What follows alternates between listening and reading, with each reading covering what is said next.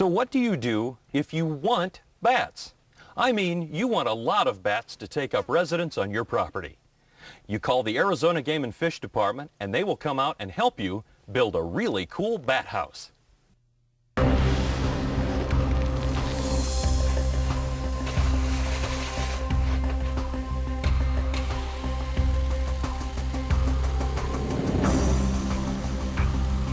Here in southern Arizona, near the San Pedro Conservation Area, riparian area, we're in a creosote scrub, desert scrub area, and behind me is this wonderful artificial bat roost. You heard her right, bats. Nancy is the self-proclaimed batty lady of the department. This bat roost is actually a 45-foot man-made cave. Tim Snell explains. When we decided to go with this design on the bat culvert, what we did was we tried to mimic an abandoned mine. What we found with our abandoned mine surveys that we have done in the past is that length isn't the real critical part of the structure, or the tunnel, if you want to call it that. The length isn't the important part. It's whether or not you have airflow inside, and that's why when we designed this culvert, we put a turn in it.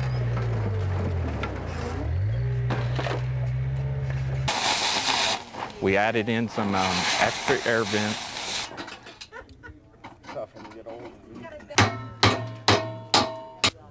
Which creates changes in temperature that the bats can select for a site inside that might be cooler or might be warmer, and that's all generated by the airflow from the air vents and the opening of the mine, or culvert in this case. We've enhanced it with different applications that we hope will appeal to the bats. We have added a crevice dwelling, which is like a big bat house with slots in it that the bats can crawl up inside for those bats who like to get in those tight little areas. Then we have other niches that we've created using blocks that are suspended where the bats can crawl up in a larger area that just like to hang on the concrete. We created some domes inside, or one particular dome that we welded out and put into the roof of the culvert that would trap the warm air. Maternity roosts for bats, they like it very warm, up into the 90 to almost 100 degree temperature. And you can change that by having more bats and all the body heat generating that. But at the same time, you still need to trap that hot air, and so a dome does that. We've also added some thin set, or kind of a concrete a spray or application along most of the roof area in the tunnel, so that bats can just fly in and grab the ceiling if they need to. They don't need too much to hang on, but galvanized steel is very difficult for claws to grab, so we needed to add something else that provided some gripping area for the bats. We are going to put temperature loggers inside to take a temperature regime over the next 2 years. So we should be able to see if the temperatures are maintaining the right environment for the bats. Our landowner, George Drum, has agreed to help us to monitor to see if any bats are using this tunnel in the next year or so. So we're hoping that we'll attract those bats. And we're going to do that by putting some plastic, like some light colored plastic, or maybe even a sheet below some of the structures where the bats should roost, and to see if we get any of their droppings on those sheets. And periodically the landowner and ourselves will stop by to check those things.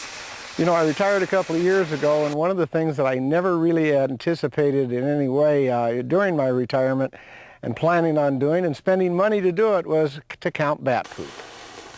Well, George, you know what they say. It's a dirty job, but somebody's got to do it. But we're rather curious. With all of the conservation efforts you could have chosen, why bats? I was reading an article about some bats that were having problems in losing their habitat and becoming endangered. And we have this property here, and of course, as you can probably see from the behind me, it's not usable for any other purpose. So I decided that to give back something to the environment, we all take away from it, and I thought I could give something back to the environment. Okay. I thought he was batty. Well, I guess most wives would probably feel that way too. Moving like a giant scorpion across the desert floor, the backhoe carries the last of the culverts up the hill to its final resting place. Those culvert sections weigh almost 300 pounds each, so the guys and gals on this project were really thankful that the backhoe got to do the heavy lifting.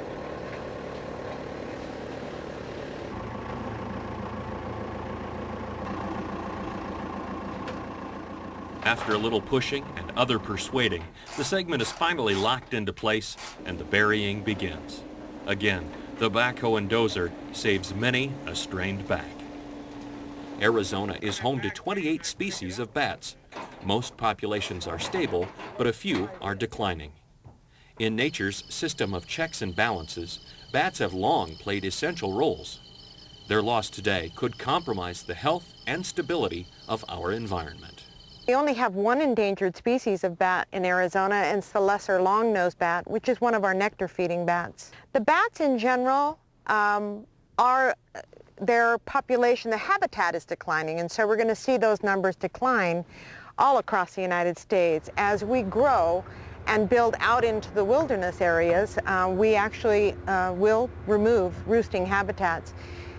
And to trump that, we are also closing a lot of mines all over Arizona for safety reasons, and we have to remove some of the roosting areas for bats when we're doing that.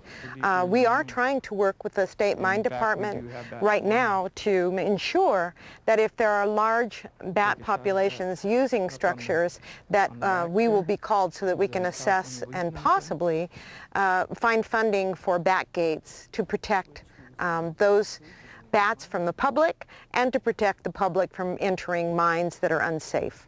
Projects like this don't come cheap. George was willing to do a lot of the work himself and was planning on funding it too. This whole thing overall has cost us a little bit in excess of $6,000, and the grant was for $25,000. The original estimate was for $5,000. Time went by.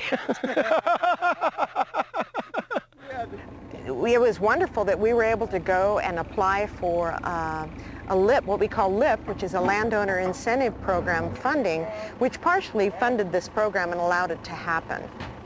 After it was all said and done, George came back and planted native grass seeds and watered them in. Now it's just a wait and see.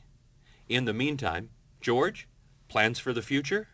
I'm not going to set up tours, but if somebody is significantly interested in calling me through the Game and Fish, then yeah, I would not have a problem with either Game and Fish bringing them up or myself bringing them up. And if it doesn't work, it becomes a wine cellar. I'll have to start growing my grapes a little lower on the property.